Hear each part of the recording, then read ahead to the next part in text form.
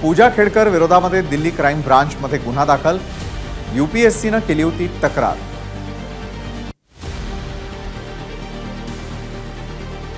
पूजा खेडकरांना पुणे पोलिसांनी दिली दुसरी नोटीस। उद्या पुण्यामध्ये जबाब नोंदवण्यासाठी दुसरी नोटीस दिल्याची माहिती। खेडकर कुटुंबाची थर्मोवेरिटा कंपनी ही अनधिकृत असल्याचं उघड। 2,77,000चा कर थकवल्याप्रकरणी पिंपरी चिंचवड मनपाकडून या आधीच ही कंपनी सील। लवकरच कंपनीवर हातोडा पडणार।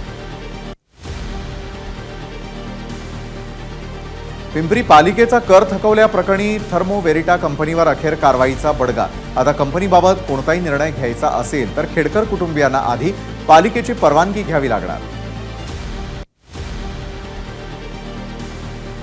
दिलीप खेडकर यांच्याबरोबर शिवसेना नेते रामदास कदम यांचीही एसीबी चौकशी करा।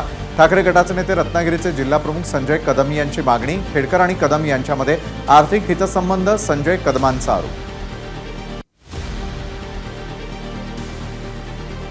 कालपासून भाजपच्या मॅरेथॉन बैठका। मुंबई प्रदेश कार्यालयामध्ये राज्यातील प्रमुख नेते आणि प्रभाऱ्यांच्या उपस्थितीमध्ये बैठक संपन्न।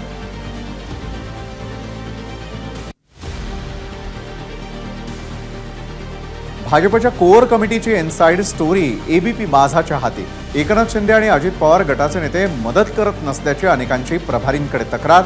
विधानसभेला जागा वाटपाचा घोळ लवकर सोडवण्याची मागणी।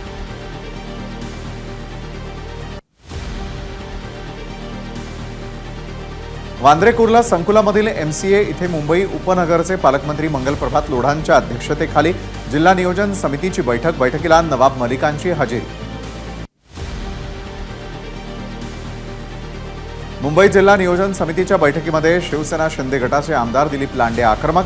विकास कामांना निधी मिळत नसल्याची आमदार लांडेंची टीका। कामकाजाचे कागद फाडून व्यक्त केला निषेध।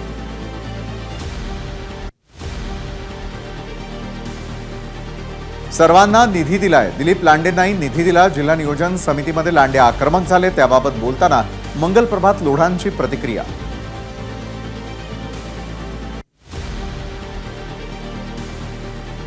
विधानसभेसाठी रिपब्लिकन पक्षांची एकसंध राजकीय आघाडी। आठवले, कवाडे, गवई गट रिपब्लिकन आघाडीत सहभागी होण्याची शक्यता। रिपब्लिकन आघाडीमध्ये रामदास आठवलेंचं नाव आल्यानं चर्चेला उधाण।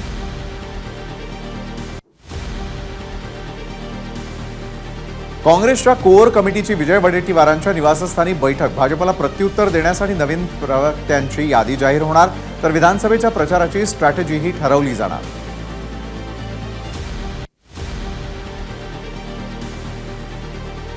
काँग्रेस कमिटीच्या बैठकीत 288 जागांचा आढावा। काँग्रेसने 150हून अधिक जागा लढवाव्या असा अनेक नेत्यांचा सूर। काँग्रेसकडून 288 जागांवर उमेदवार आणि जनमत याची चाचपणी। विधान परिषद निवडणुकीमध्ये क्रॉस वोटिंग करणाऱ्या आमदारांवरती कारवाईबाबतही बैठकीत चर्चा। हा निर्णय दिल्लीतून घेऊ, केसी वेणुगोपाल यांची माहिती।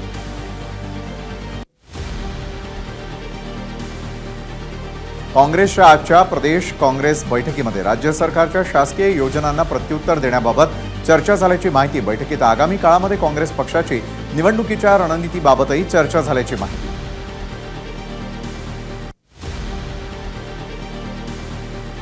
मायक्रोसॉफ्ट विंडोजमध्ये मोठा तांत्रिक बिघाड। जगभरात बँक, हवाईसह अनेक सेवांचा खोळंबा। जगभरामध्ये 1400 फ्लाइट्स रद्द।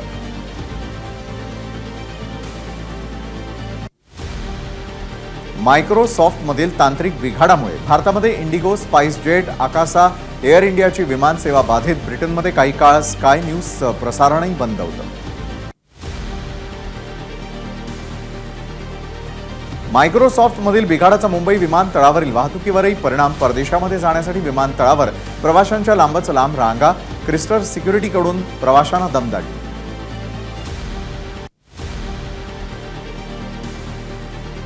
मायक्रोसॉफ्ट सर्व्हर डाऊनचा नागपुरातील डॉक्टर बाबासाहेब आंबेडकर आंतरराष्ट्रीय विमानतळालाही फटका। विमानतळावरील 4 विमानांची उड्डाणं रद्द।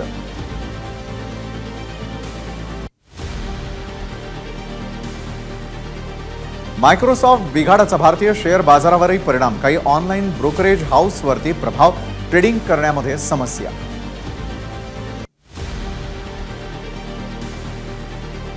हैदराबाद विमानतळावरून 30 उड्डाणं रद्द। यामध्ये अनेक आंतरराष्ट्रीय आणि राष्ट्रीय उड्डाणांचा समावेश।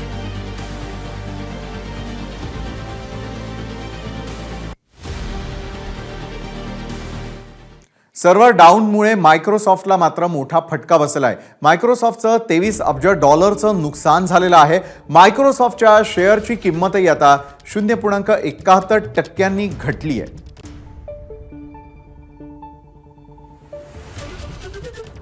तर आज संपूर्ण दिवसभर जी चर्चा सुरू होती ती म्हणजे सर्व्हर डाऊन संदर्भातली, आणि याच संदर्भातली मोठी अपडेट ती म्हणजे सर्व्हर डाऊनमुळे मायक्रोसॉफ्टला मोठा फटका बसलेला आहे। पुन्हा एकदा पाहणार आहोत उर्वरित घडामोडी केवळ 9 सेकंदात। लंडनहून आणलेली वाघनख साताऱ्याच्या वस्तू संग्रहालयामध्ये, वाघनखांचा भव्य अनावरण सोहळा संपन्न।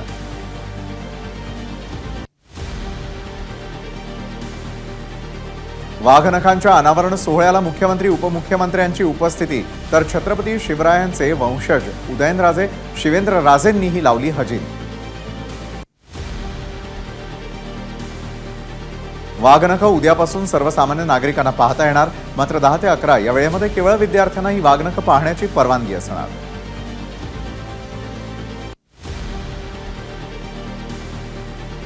शिवरायांची वाघनख राज्यामध्ये आणल्याबाबत जरांगेंकडून सरकारचं कौतुक, आपण सुद्धा वाघनख पाहण्यासाठी जाणार असल्याची जरांगेंची माहिती।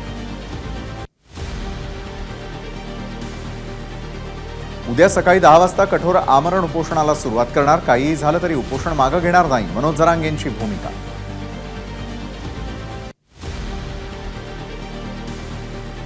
ओबीसी आक्रोश मोर्चाला सुरुवात करणार, 22 ते 25 जुलै पहिला टप्पा असेल। अंबडपासून मोर्चा सुरू होईल आणि त्यानंतर संपूर्ण राज्यामध्ये मोर्चा होईल, लक्ष्मण हाकेंची माहिती।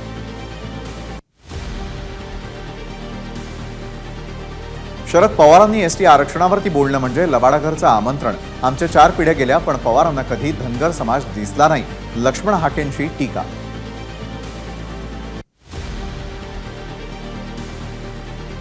शरद पवारांकडून आणखी एका तरुण उमेदवाराला संधी, आगामी विधानसभा निवडणुकीमध्ये अकोले मतदारसंघातून अमित भांगरे यांना उमेदवारीचे संकेत, अमित भांगरेंच्या मागे शक्ती उभी करा, शेतकरी मेळाव्यात शरद पवारांचं आवाहन।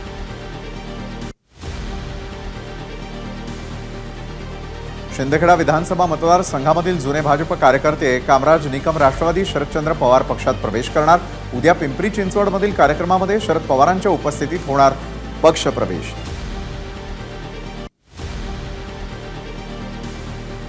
जिल्हा परिषद व पंचायत समित्यांच्या पोटनिवडणुकांसाठी 11 ऑगस्टला मतदान, नागपूर जिल्हा परिषदेच्या 1 व विविध पंचायत समित्यांच्या 4 रिक्त पदांच्या होणार पोटनिवडणुका, 12 ऑगस्ट रोजी मतमोजणी। महाराष्ट्र राज्य कबड्डी संघटनेच्या निवडणुकीला मुंबई हायकोर्टाची अंतरिम स्थगिती, 6 ऑगस्टच्या पुढील सुनावणीपर्यंत कोणतीही कार्यवाही न करण्याचे निर्देश। प्रतापगड किल्ला विकास प्राधिकरणाची स्थापना, उदयनराजे भोसले यांच्या अध्यक्षतेखाली समिती गठीत। दिलीप खेडकरांना 25 जुलैपर्यंत अटकपूर्व जामीन, खेडकरांनी केला होता अटकपूर्व जामिनासाठी अर्ज, पुणे सत्र न्यायालयाकडून अर्ज मंजूर। राज्य निवडणूक आयोगानं बिगुल आणि तुतारी ही मुक्त चिन्ह गोठवली, आयोगाचे सचिव सुरेश काकानी यांनी पत्राद्वारे दिली माहिती, आगामी विधानसभा निवडणुकीमध्ये बिगुल आणि तुतारी ही चिन्ह नसणार। आरटीई प्रवेशाबाबतचा अध्यादेश हायकोर्टाकडून रद्द, विद्यार्थ्यांच्या प्रवेशासंबंधी असा अचानक निर्णय घटनाबाह्य, शिक्षण मराठी की इंग्रजी हा पालक आणि विद्यार्थ्यांचा अधिकार, हायकोर्टाचं मत।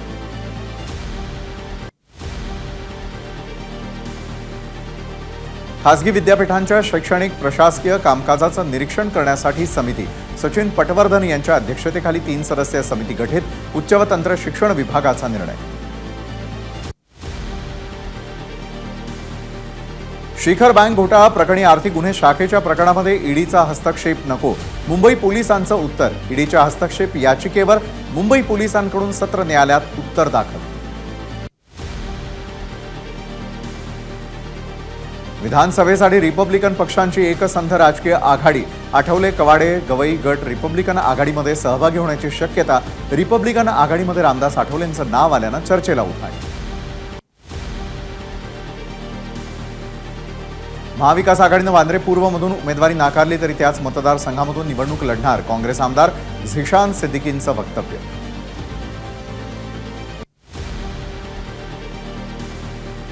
वसंत मोरे आणि त्यांचा भाचा प्रतीक कोडितकर यांना धमकी, मनसे कार्यकर्त्यांना धमकी दिल्याचा मोरेंचा आरोप, भारती विद्यापीठ पोलीस स्टेशनमध्ये तक्रार दाखल.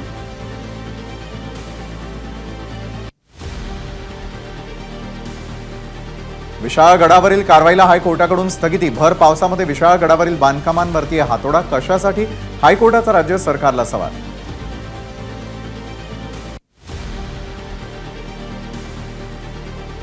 विशाळगड प्रकरणी छत्रपती संभाजीराजेंना भारतीय मराठा महासंघाचा पाठिंबा, छत्रपती संभाजीराजेंची भेट घेऊन देणार निवेदन, भारतीय मराठा महासंघाचे नूतन महाराष्ट्र प्रदेश अध्यक्ष महेश कदम यांची माहिती.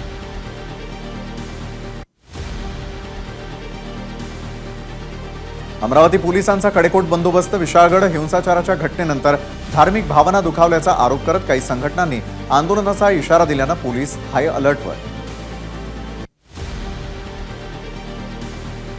विशाळगडावरील अतिक्रमण कायदेशीररित्या इतके दिवस का हटवलं नाही? अंधश्रद्धा निर्मूलन समितीच्या हमीद दाभोळकरांचा सवाल. तर विशाळगडावरील दंगली मागील व्यक्ती समोर यायला हवी, हमीद दाभोळकरांची मागणी.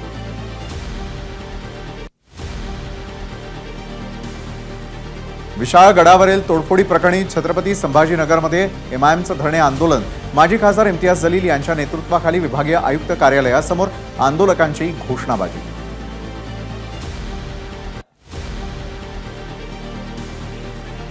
कोल्हापूरला जाण्यासाठी हिंदुत्ववादी संघटनांचा विरोध, खुलेआम मशिदीची तोडफोड केली जाते, याचा अतिक्रमणाशी संबंध नाही, कोल्हापूरला जाण्याबाबत 100% निर्णय घेणार, जलील यांची प्रतिक्रिया.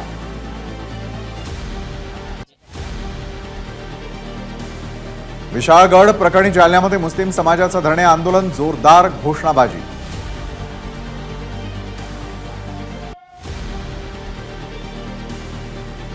नाशिकच्या मनमाडमध्ये आरपीआयचं गांधीगिरी आंदोलन, अण्णाभाऊ साठे पुतळा परिसरामधील अतिक्रमण काढण्याची मागणी, वारंवार निवेदन देऊन कारवाई होत नसल्यानं तोंडाला काळीपट्टी बांधून गांधीगिरी. कोल्हापूरच्या गजापूर इथे झालेल्या घटनेच्या निषेधार्थ कळंब शहरात मोर्चा, कळंब शहर बंदची हाक देण्यात आली होती आणि सकाळपासून बंदला उत्स्फूर्त प्रतिसाद, गजापूर इथल्या दोषींवरती कडक कारवाईची आंदोलकांची मागणी.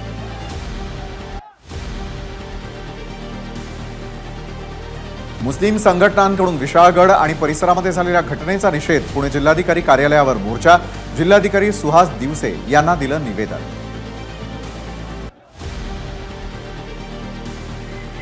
विशाळगड घटनेच्या निषेधार्थ परभणीच्या जिंतूरमध्ये मुस्लिम समाजाचं धरणे आंदोलन, 2 समुदायांमध्ये तेढ निर्माण करणाऱ्यांवर कारवाईची मागणी.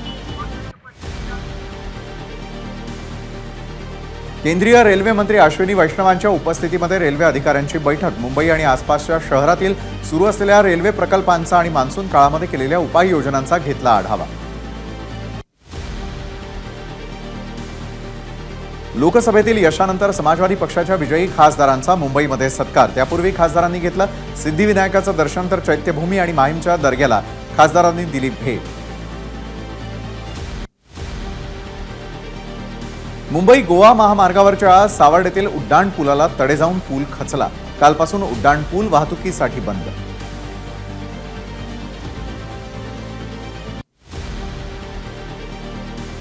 सुनील तटकरे यांनी केली मुंबई गोवा राष्ट्रीय महामार्गाची पाहणी, संबंधित अधिकाऱ्यांना धारेवरती धरत महामार्ग दुरवस्थेबाबत दिले कामकाजाचे आदेश, खारपाडा ते इंदापूर अशी केली पाहणी.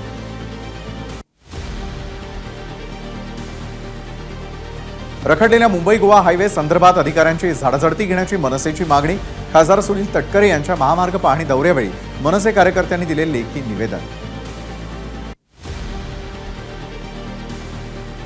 वसईमधील चिंचोटी ते भिवंडी रस्त्यावरील खड्ड्यांमुळे मनसे आक्रमक, अविनाश जाधवांच्या नेतृत्वाखाली चिंचोटीत रास्ता रोको.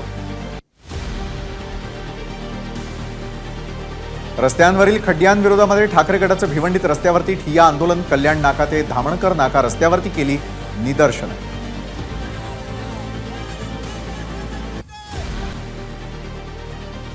बांगलादेशमधील सर्व 8,500 भारतीय विद्यार्थी सुरक्षित, परराष्ट्र मंत्रालयाची पत्रकार परिषदेत माहिती.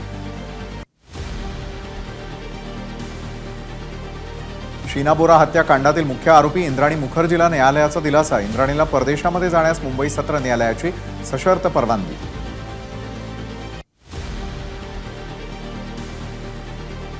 चीन आणि रशियाच्या 6 दिवसांच्या संयुक्त लष्करी सरावाला सुरुवात. भविष्यातील धोके लक्षात घेऊन सैनिक युद्ध कौशल्याच्या युक्त्या शिकण्यावर भर.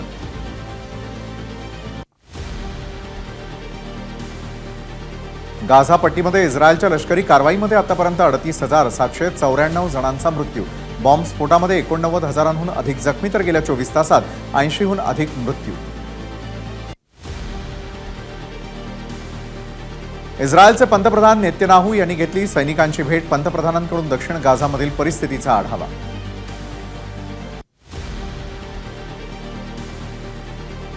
दक्षिण इक्वेडोरच्या जंगलामध्ये भीषण आग. आगीमुळे आतापर्यंत 140 हेक्टर जंगल जळून खाक. जंगलामधील आग विझवण्याचे अग्निशमन दलाचे प्रयत्न.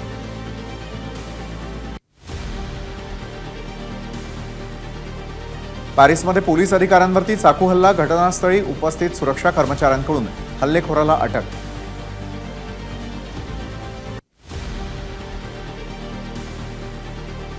मिलान न्यायालयाने एका पत्रकाराला इटलीच्या पंतप्रधान जॉर्जिया मेलोनी यांची खिल्ली उडवल्याबद्दल 5,000 युरोचा केला दंड. पत्रकार गिउलिया कॉटेसनं सोशल मीडियावरती मेलोनी यांच्या उंचीवरून उडवली होती खिल्ली. एबीपी माझा, उघडा डोळे बघा नीट.